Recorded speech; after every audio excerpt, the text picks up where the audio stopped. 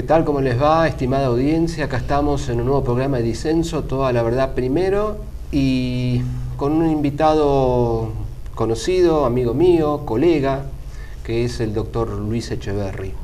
¿Cómo te va, Luis? Hola, Ricardo, ¿cómo te va? Gracias por invitarme. No, por favor, un gusto tenerte acá y ya has estado anteriormente. Sí. Bueno, con Luis nos conocemos ya hace bastante tiempo. Hemos compartido charlas, asados, debates, congresos de filosofía, reuniones, encuentros, etc. Y bueno, pertenecemos al grupo Nuevo Pensamiento, que es dirigido por el padre Escanón, el doctor Roberto Walton. Y también, bueno, se puede decir que yo también participo, cada tanto voy a los encuentros de Grupo Mediarte. Así es. Así que donde también tenemos amigos en común. Bueno, el gran desafío de hoy, porque yo creo que es un desafío, es hablar de un pensador que yo creo que no es muy conocido en la Argentina. Al menos no lo es como lo son Deleuze, Foucault, Derrida, Guattari.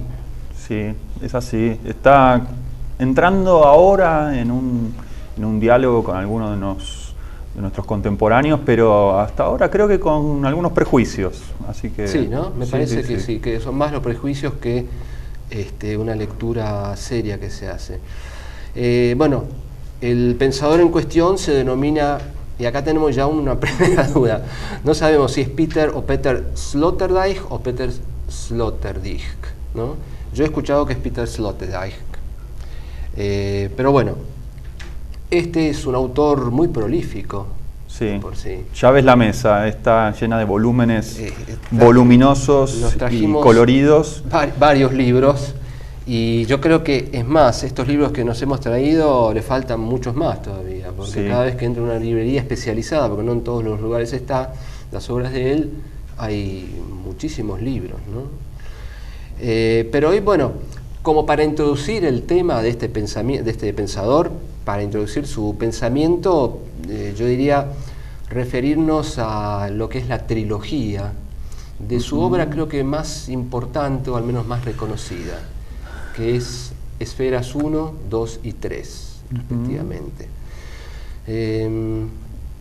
Es un texto difícil, ¿eh? Sí, es una obra monumental que prácticamente es, creo yo, una de las últimas lecturas de una historia posible de la metafísica. Extraña.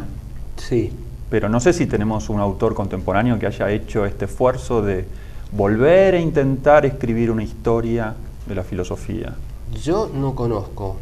Yo creo que desde Hegel para acá no se hizo un intento así, o no recuerdo, quizás obras monumentales como Spengler, pero no son de este estilo, ¿no?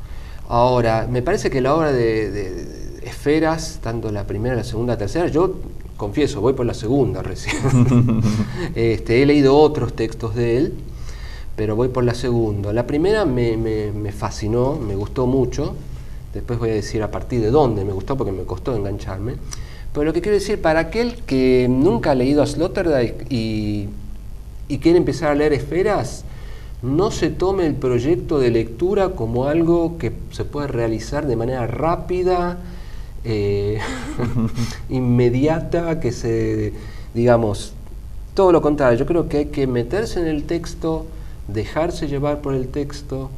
El texto por momentos se abre mucho, ¿no? Y tiene como pinceladas de genialidad. Sí. No sé si esa es la impresión que vos tenés también. Sí, también el estilo no es al que estamos acostumbrados en filosofía. De hecho, él, no sé si él mismo en algún momento habla de una novela filosófica. Pero tiene ese estilo en el cual va describiendo el problema, vinculándolo con hitos de nuestra cultura, hitos del arte, de un modo en el que se ha dicho tal vez de un poco creativo o raro, ¿no? Pero bueno, está el tema de la interdisciplina, que es algo de lo cual mucho se habla, pero realmente él creo que la intenta, la intersección, la interdisciplina. Totalmente. A mí lo que me llamó profundamente la atención, más allá que uno primero intenta entenderlo y pueda entenderlo, segundo, Digo, por la cantidad de áreas que abarca, ¿no? Segundo, que uno esté de acuerdo o no. Digo, lo que me llamó mucho la atención es la cantidad de ciencias que él trata, ¿no? La biología, el psicoanálisis, la antropología, bueno, la teología. Sí.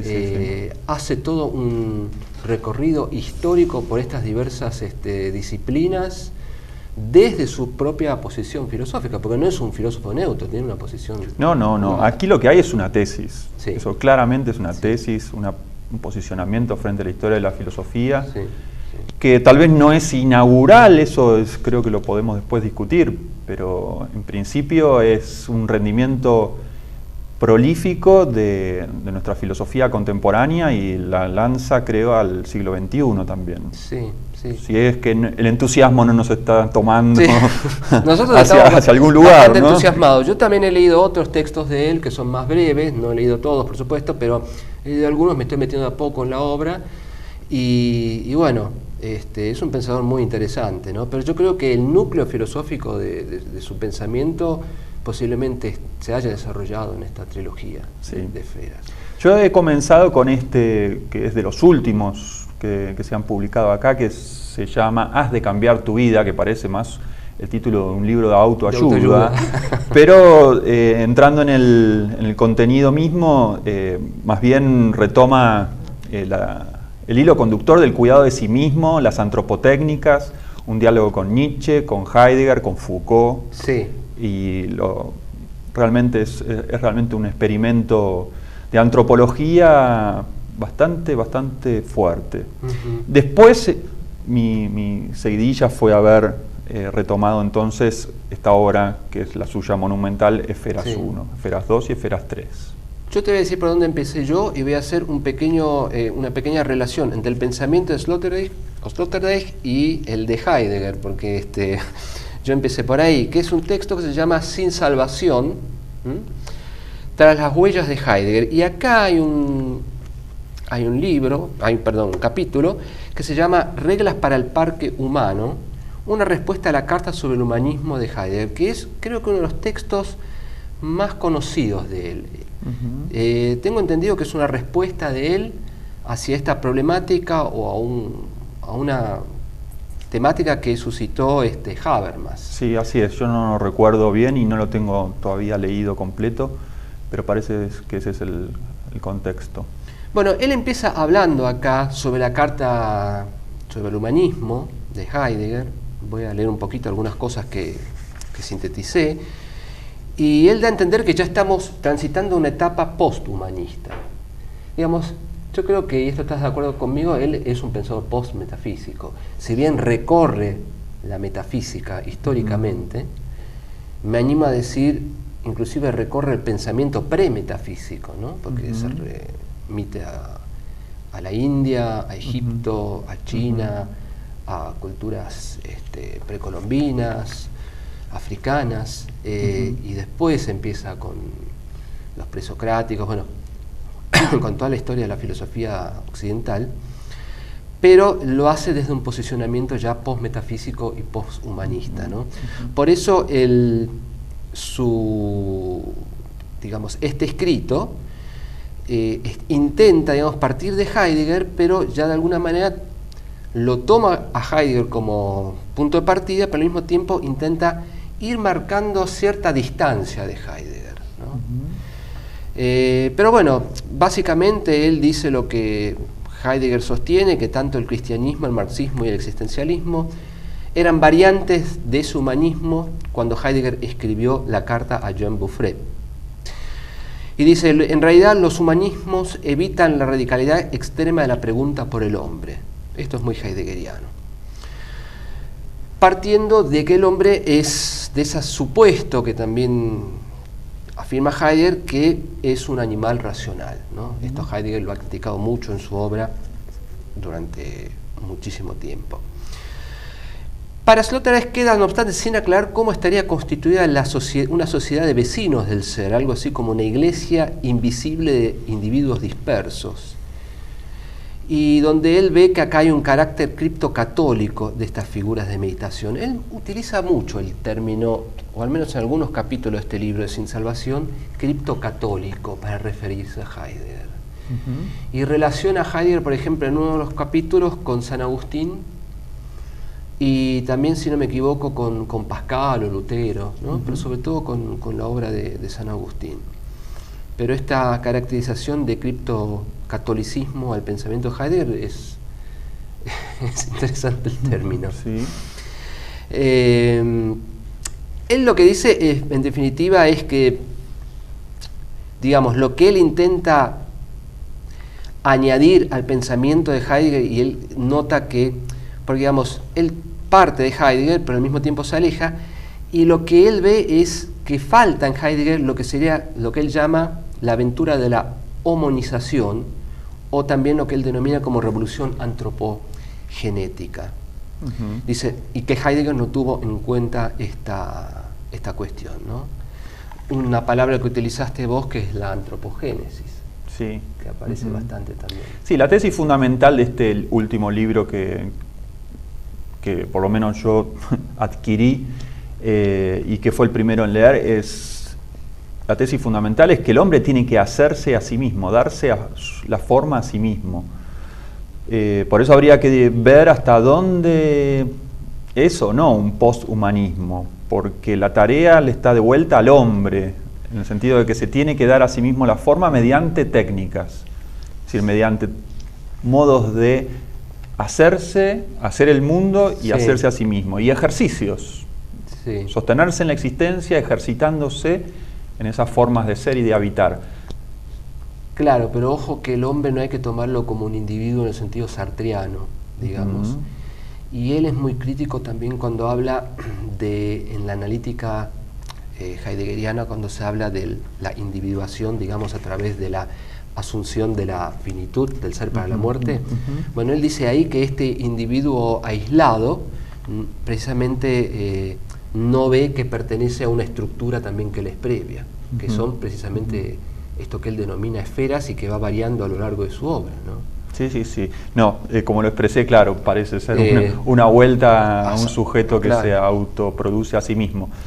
Sí, lo de la comunidad, creo que comunidad o espacios del habitar y coexistir, creo que es aquello en lo cual esto ya está asumido a partir de que ha escrito Esferas 3, por ejemplo. Sí. Es decir, el momento en el cual se comprenden nuestros espacios de existencia o los espacios de existencia y convivencia como espumas. Espumas agrupadas. Sí, después en un ratito vas a explicar un poquito la diferencia que hay en los tres textos entre esferas, burbujas y espumas, ¿no? Y espumas. Por ejemplo, él dice que en esta antropogénesis, ¿no? Dice... solo en contados puntos se ha rasgado el velo del silencio filosófico sobre la casa, el hombre y el animal como complejo biopolítico, y lo que entonces se ha podido oír han sido referencias vertiginosas a problemas que por el momento son demasiado difíciles para el hombre. En el fondo, el reproche al humanismo es que termina siendo un adiestrador y un educador, ¿no? Este es el reproche que él le hace. Y acá es donde aparece la influencia nietzscheana en él, cuando afirma, por ejemplo, para Nietzsche habría criadores que empequeñecen al hombre, que son los humanistas, y aquellos que lo engrandecen, ¿no? Que son los amigos del superhombre. Y acá es donde, es interesante lo que dijiste vos previamente, entra la cuestión de las antropotécnicas y de la antropotecnología, ¿no? Como temas novedosos de un debate actual. O sea, él se mete mucho con la ciencia, con lo que es la informática, con lo que es la medicina actual, con la ginecología, me animaría a decir, con la psicología evolutiva, bueno, como ya dije antes, con el psicoanálisis. Acá quiero citarte otra frase, un par de frases que me parecen interesantes. Los hombres son seres que se protegen y se cuidan a sí mismos, que independientemente de donde vivan, generan en torno a ellos un efecto de parque, ya sean parques urbanos, nacionales, cantonales o ecológicos. En todas partes los hombres tienen que formarse una opinión sobre el modo en el que quepa regular su automantenimiento. Es decir, el hombre como un parque, ¿no? Esta cuestión esférica, ¿no? Esta cuestión también circular, ¿no? No nos olvidemos que para los antiguos, especialmente para Platón y para Aristóteles, el círculo era la figura perfecta, ¿no? Uh-huh. Me parece que hay como una reminiscencia a lo circular en ese sentido en Sloterdijk. Uh-huh. Me da esa impresión, ¿no? Entonces no es como un individuo aislado, sino que es precisamente vive en una comunidad así, uh-huh, circular, digamos, no esférica. Después dice, 2 milenios y medio, esta frase me parece genial, estas dos, 2 milenios y medio después de Platón, parece como si no solo los dioses, sino también los sabios se hubieran retirado, dejándonos a solas con nuestra falta de sabiduría y nuestro conocimiento a medias acerca de todo. A los pocos que todavía rebuscan en los archivos se les impone la opinión de que nuestra vida es la respuesta confusa a preguntas de las que hemos olvidado dónde fueron hechas, ¿no? Uh-huh. A mí me gustaron mucho estas frases. Hay como un dejo, como un toque de escepticismo, ¿no? Como una búsqueda, como necesidad de búsqueda. Uh-huh. En fin, que esto aparece en la obra de él, ¿no? El imperativo de este texto está en el título mismo. Uh-huh.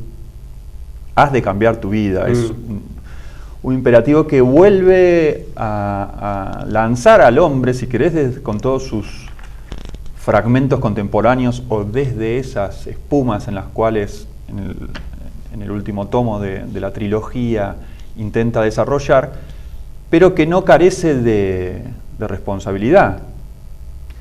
En el centro de este libro creo que está esa vuelta a Nietzsche donde una ética acrobática debe ser ensayada. Está bien. Entre lo ascendente y lo descendente. Es decir, cada ser humano va a tener aquí una decisión que tomar y por lo tanto esa antropotécnica será un estilo de llevarse adelante en su ser y en su relación con los otros y en comunidad. Bueno, vamos a ir haciendo una primera pausa y volvemos y vamos a ir desarrollando más este texto.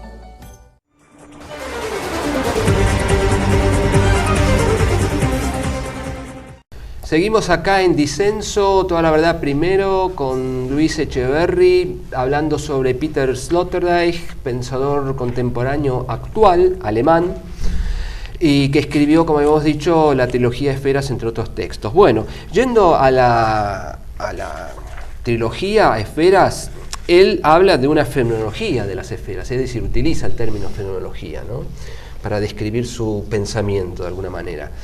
Y dice, el primer volumen de esta trilogía de esferas habla de unidades microsféricas que se llaman burbujas. Ellas constituyen las formas de la intimidad del ser en forma redondeado y las moléculas base de la relación fuerte. Nuestro análisis se pone a la tarea, nunca hasta ahora comprendida, de narrar el epos de las unidades dúplices perdidas ya para inteligencias adultas, pero nunca borradas del todo. O sea, hay como un dejo de nostalgia de algo que está borrado, que es originario con el hombre y que se ha perdido, ¿no?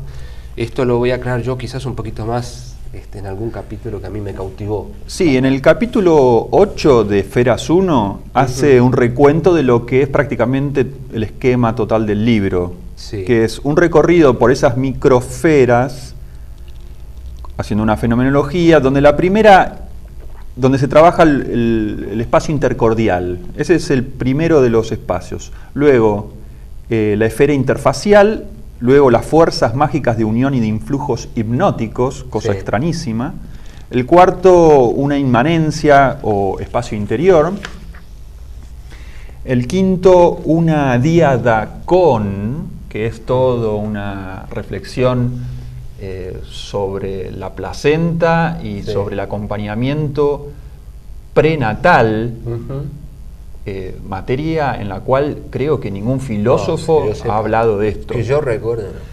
El sexto espacio estudia la custodia de ese acompañante inseparable, ya sea un daimon, un genio, un ángel, temas también que son motivos de nuestra cultura, pero que puestos en este lugar cobran el estatuto de conceptos, símbolos prácticamente diseñadores de espacios de acompañamiento para el ser humano. Y en séptimo lugar, la resonancia de la voz materna. ¿Sí? Allí tiene toda una discusión con el concepto de objeto y sujeto, interpretación del psicoanálisis, Freud, con el cual, bueno, tiene un diálogo bastante consistente y disidente en algunos puntos de tanto alguna tesis de Freud como de Lacan. Ese es un poco el bosquejo de esos capítulos. Y bueno, conversando con Ricardo, lo que nos ha sucedido es que nos han interesado dos capítulos centrales de este volumen que, bueno, podemos pasar a comentar, o si querés o si no. A ver, voy a decir algo que no hay que hacer. Yo me lo llevé para las vacaciones pasadas, no estas, sino en enero del principio del 2014. O sea, no hay que llevarse este libro para leer en las vacaciones. Si lo lees en tanto novela filosófica. Entonces los primeros capítulos es como que no sabía bien qué estaba leyendo, ¿no? Como que era un autor muy atípico. Y me empecé a enganchar a partir del cuarto capítulo, ¿no? ¿Me dejarías un momento dar el semblante de esos tres grandes tópicos que definen cada uno de los tomos? Es simplemente para que los que tengan interés en recorrer esta obra tengan por lo menos una primera introducción. Mínimamente, el primer tomo toma el concepto de esferas, pero en tanto burbujas, ¿sí?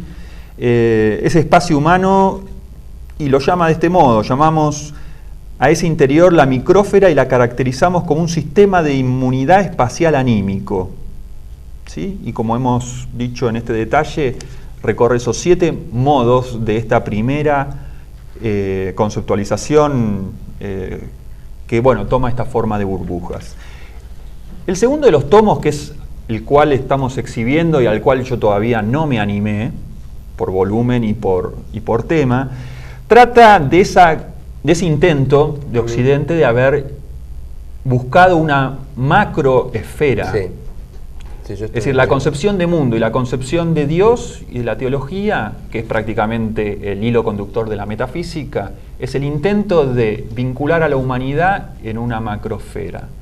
Y ahí tiene también una interpretación muy interesante de la globalización. Una globalización que primero fue terráquea, después comunicacional y una también que me estoy ahora olvidando, pero dando él una metafísica. Bueno, la primera, la terrestre, que sería ese intento, ¿no?, de haberlo viajado vía Colón, después la esfera metafísica y luego la telecomunicativa, que sería el último intento de esta metafísica. Él acentúa mucho la figura de Colón, por ejemplo, ¿no? Y de los viajeros, de los navegantes de aquella época, ¿no? Allí lo que también desarrolla es un quiebre de este intento de Occidente, una crisis, una catástrofe también de ese intento de la metafísica, de haber buscado una macrosfera que nos vincule. Y por eso mismo, luego de hacer ese duelo, de ese fin de la metafísica o esa muerte de ese Dios que se pretendía como contenedor de todos los eventos de la humanidad, queda abierto el volumen 3, que sería la época en la que nos toca vivir, a la cual estaríamos lanzados, que él la resume en ese concepto símbolo que serían las espumas. A mí por momentos me da la impresión, dos impresiones tengo yo. A lo mejor quizás cuando termine de leer la trilogía me rectifique, ¿no? Pero quiero decir, la primera es que él es muy crítico de la metafísica. O sea, es crítico, hace como una descripción, por momentos irónica, por momentos toma distancia, pero no es, digamos, un pensador ateo, ni siquiera escéptico, diría yo. Está muy abierto al diálogo interreligioso y está muy abierto al núcleo de cada religión, ¿no? Tanto las monoteístas como las de Oriente, ¿no? El taoísmo, el budismo zen, inclusive religiones paganas, etcétera. Sí, pero el tratamiento que hace con respecto a las religiones es, sin embargo, no optando por ser la explicación última o ser ese gran relato que aúne. Sobre todo en vistas de lo que propone en el prólogo de Has de cambiar tu vida, sí, donde él críticamente pone en debate decir si son las religiones las que van a salvar a la humanidad, o alguna de las religiones. Sí. Y su respuesta es, para él, no. Vale el intento de otros caminos. Habría una proto-revelación antes de la revelación, de las revelaciones religiosas, algo así se podría decir. Él, como si volviese a la experiencia antropológica y cultural de cada una de las religiones, pero no solicitándoles lo que la metafísica le pidió a las religiones. Claro. Es decir, esa contención final y última de la humanidad, que es la que para él llegó al fracaso y no para él desde Nietzsche en adelante, ¿no? Entonces, por delante, la lectura hacia el final de esta época, que sería la nuestra, sería desarrollar esa fenomenología de las espumas, donde ya no, en esto es un pensador, creo, post-metafísico, no propondría nada que fuera exagerado o fanático o fundamentalista. La última frase de la nota del comienzo dice: si una gran exageración ha cumplido su tiempo, surgen nuevos ideales de vuelos más discretos. Sí. Como volver a un pensar más provisorio, más limitado, más jugando cada uno de esos momentos que serán los de una burbuja, que él se preocupa al comienzo de mostrar como discretas, como movibles, y así combinables. Vos sabés que yo tengo acá un libro que es Celo de Dios, sobre la lucha de los tres monoteísmos. Es muy crítico de las religiones, no obstante él no las niega. No es un marxista, ni un ateo sartriano, ni nada por el estilo, sino que él es como que dice, bueno, estas religiones, si bien, digamos, se han excedido, han caído en dogmatismos, han caído en morales violentas, en inquisiciones, las tres, ¿no? O sea, no obstante, digamos, tienen todavía que aportar o pueden aportar, si se moderan, digamos, de alguna manera, a las sociedades democráticas, tienen su aporte. O sea, no hay, y esto también lo dicen Sin Salvación en un capítulo, no hay una lucha reñida entre la ciencia y la religión. Por el contrario, yo diría que en Sloterdijk ni la religión, ni la ciencia, ni nada lo conocido tiene la última palabra. Esa es la impresión que tengo. Sí, la impresión es esa. Y de hecho es una apertura de nuestro menú de posibilidad de la filosofía. Aquí hace prácticamente una enumeración de 20 maneras de hacer filosofía, o campos en los cuales se puede pensar y pensar en experiencia. Es decir, experienciar esos campos. Y realmente es de una apertura enorme. Es decir, volver a, por ejemplo, pensar una dietética. Un poco los temas de Foucault, ¿no? Pero abriendo también otros. Sí. ¿Cuál fue el capítulo que más te gustó de Feras 1? A ver si coincidimos. Es decir, me llamó la atención, pero es un tema en el cual me va a costar siempre, porque nosotros no venimos con estas bases, ¿no? en nuestras formaciones, pero el capítulo 5 del acompañante originario, Requiem para un órgano desechado. Exactamente. A mí es fue el que más toda una consideración sobre la placenta. Sí.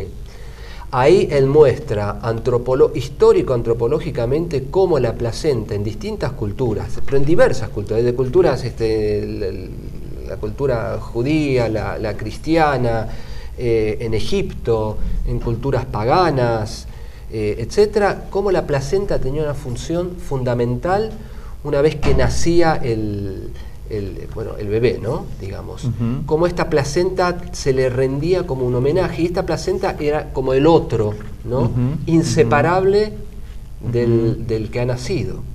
Sí. Por lo tanto, esta placenta podía ser o puesta sobre un árbol, o podía ser enterrada, o inclusive la comían por momentos, pero como digamos, eran distintos rituales en torno a este símbolo placentario que era el dador de vida y el otro acompañante de por vida. O sea, por eso te digo que él no cae en un individualismo, sino es todo lo contrario. Sí. Él reivindica como un otro ausente. ¿No? Quizás fíjate vos que fundando las categorías, ¿no? de este ser existente, recordando a Heidegger y sus existenciarios, él retoma este ser con, antes de ser con los otros, es un ser con, y nada más, y uno dice ¿con qué? ¿Con qué? Bueno, es con esa presencia, ausencia de la placenta que se ha desechado. O si no se ha desechado y se ha logrado de algún modo metaforizarla o llevarla hacia un tipo de metamorfosis, como puede ser el de un gemelo, el de un acompañante, el de un hada, el de un genio. O sea, bueno, abre justamente o deja abierta para siempre esa posibilidad de que somos con los otros y nunca jamás y nunca, ni desde el comienzo, un individuo. Por eso él es muy crítico con la modernidad, porque dice que este olvido de este otro originario, que él lo sitúa en la placenta, ¿no? Una cosa rarísima, se da a partir del siglo XVIII en forma tardía, y actualmente acontece lo que él denomina un nihilismo placentario. Bueno, Luis, para ir redondeando entonces el pensamiento de él, porque hemos hecho un esbozo, una introducción, ¿no? Sí, es Yo espero que desbordante esta obra como para poder en estos pocos minutos desarrollarla, pero creo que da para investigar muchas direcciones posibles de y bueno, y en todo caso hacer algún grupo de estudios o algún seminario sobre este autor que creo que vale la pena. Y invitamos a la audiencia para que realmente se anime a leerlo, ¿no? Si le interesa la filosofía, porque para mí es un pensador que desestructura mucho la manera de uno de hacer filosofía, es un innovador y es un pensador para mí muy abierto. Sí, no hay que tomar la trilogía con el peso que por ahí tiene al ver los 3 tomos juntos y además del precio, ¿no? Con el cual uno lo encuentra en las librerías, pero él mismo dice que se podría leer el tomo 3 de un modo, o cualquiera de los tomos de modo aislado, pero es un poco lo que me ha llamado a mí, decir, bueno, yo quiero ir a ver qué dice de mi época, de nuestra época contemporánea, entonces fui al tomo 3 y realmente se comprende en líneas generales su tesis. Y aquellos que no se animan a leer Esferas, bueno, empiecen con, no sé, con cualquier otro libro de él, ¿no? Este también es muy interesante. Este es muy bueno, lástima que es muy caro. Sí, son carísimos. Pero la editorial de por sí es cara, pero qué sé yo, Temperamentos Filosóficos, este es como una historia de la filosofía muy bueno, muy irónico por momentos, ¿no? Pero muy recomendable. Lo mismo que Muerte Aparente del Pensar, etcétera. Así que yo diría que para un próximo programa, cuando hayamos leído un poco más, sigamos con este autor y tratemos de vincularlo sería interesante vincularlos con las problemáticas actuales del mundo, ¿no? Porque a mí no me queda claro su posicionamiento político, por ejemplo. Me parece muy crítico, pero no lo encuentro. Hay un tema que te interesa mucho a vos, que es el tema del medio, del tema atmosférico, que es uno de los primeros temas que trata aquí, diciendo que el 22 de abril de 1915 comenzó la época del terrorismo por la vía del medio ambiente. Así que va a desarrollar todo eso y después veremos en qué otros. Todavía estoy en esa lectura aparte es incipiente. Es un pensador que es, para ser filósofo, relativamente joven, nació en el 47, o sea, todavía tiene bastantes cosas para escribir, para desarrollar. Así que bueno, no sé, ¿querés añadir algo más? Bueno, no mucho más que no sea meterme en próximas lecturas de pistas, ¿no? Que nos permiten además dialogar con otros autores, como has dicho vos, Deleuze, como has dicho también la obra de Foucault, que se está leyendo muchísimo. Es decir, creo que es un autor que hace síntesis, ¿sí?, del siglo XX y lanza al siglo XXI. Sí. Está en ese lanzamiento. Por eso, para quien tenga ese ejercicio de lectura filosófico y, por ejemplo, haya leído Deleuze y Guattari, vea qué rendimientos hay. Además, él es muy generoso en eso de reconocer en ciertos momentos problemáticas afines con otros autores. Así que está en pleno diálogo con todos los tópicos que pueden llegar a aparecer en nuestras Sí, la reivindica búsquedas. también autores que no son muy conocidos. Elizabeth Le Fontaine, por ejemplo, que es una autora que ha escrito sobre el tema del hombre y el animal, ¿no? Y después otro que cita, refiriéndose a una crítica al psicoanálisis, es a Tomás Macho, donde es un capítulo, creo que es en el fin del capítulo 4, o por ahí, que hace una crítica muy fuerte a la relación sujeto-objeto, ¿no? Como que en este mundo intrauterino no habría relación sujeto-objeto.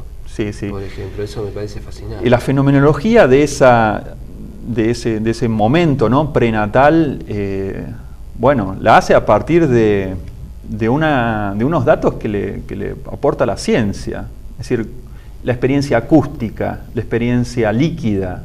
Es decir, todo eso que todavía no se convierte en objeto, ¿no? Sí. Por eso él lo llama no objeto, ¿sí? Y realmente uno dice, bueno, ahí hay ya una experiencia y ¿qué ha quedado de esa experiencia? Porque en todo lo que es el tomo 1, lo que él intenta es realizar aquello en lo cual todavía no había entrado la lógica, porque todavía no es el momento metafísico, sino premetafísico. Con referencia a esta cuestión de la placenta, de cómo fue tratada míticamente, simbólicamente en la antigüedad, y esto duró hasta, digamos, siglo XVIII de la modernidad, y refiriéndose a la actual concepción ginecológica, él dice, por ejemplo, incluso retroactivamente al sujeto se le convierte en un ser aislado y se lo acondiciona en su ser prenatal como un primero sin segundo. Sería fácil demostrar que el individualismo moderno solo pudo entrar en la fase álgida cuando en la segunda mitad del siglo XVIII comenzó la general excomunión clínica y cultural de la placenta. El estamento médico oficial, como si se tratara de una inquisición ginecológica, tomó a su cargo garantizar que la recta creencia en el haber nacido solo se anclara firmemente en todos los discursos y disposiciones de ánimo. El positivismo individualista burgués, frente a débiles resistencias del romántico compañerismo anímico, impuso socialmente la radical e imaginaria incomunicación de los individuos en los senos maternos, en las cunas y en la propia piel. Ahora, habiéndoseles robado su segundo, todos los individuos se convierten en algo inmediato a las madres, y acto seguido en algo inmediato a la nación totalitaria, que a través de sus escuelas y ejércitos extiende sus redes sobre los niños solos. Esto me parece fascinante. Esto yo lo leí varias veces, dije hoy lo voy a citar, porque realmente me parece un pensamiento muy original, ¿no? El intento, ¿no?, de hablar de un tema a lo cual los conceptos no alcanzan, que es la experiencia prenatal o la experiencia de este con, ¿sí? Ese con, que no se puede ni siquiera llamar elemento físico, ¿no? Yo quiero hacer esa cita, ¿no? En la descripción dice, es verdad que el con posee rasgos de un órgano físico, pero no es precisamente un objeto corporal real para ti, porque tú mismo eres un ser sin órganos todavía. Y si lo es, solo uno que fue conformado únicamente para acompañarte, un órgano ángel y un agente secreto por encargo de aquella querida señora que tú habitas porque te ha invitado a venir. El con es como un auxiliar intrauterino que te ayuda a acreditarte dedicado solo a ti en esa tarea, a ti, el niño de la noche alquímica, un niño preocupante sin preocupaciones él mismo. Bueno, para ir cerrando el programa, qué interesante esto, de la ginecología a la angelología. Sí. Y de vuelta, ¿no? A mí me parece realmente extraordinaria en ese sentido, ¿no? Bueno, te agradezco mucho por haber venido acá. Insisto en que este es un pensador muy, muy interesante, es muy contemporáneo, ¿no? Quiero acentuar esto.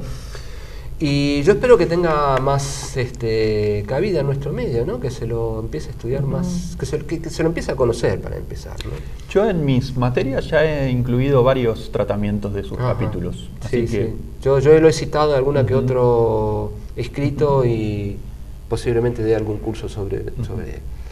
Bueno, Luis, gracias, te Ricardo, agradezco por la haber invitación. estado acá y bueno, será en otro momento que la seguimos con Sloterdijk o sobre otro tema, ¿no? Gracias, Ricardo. Bueno, muchas gracias y será hasta el próximo programa.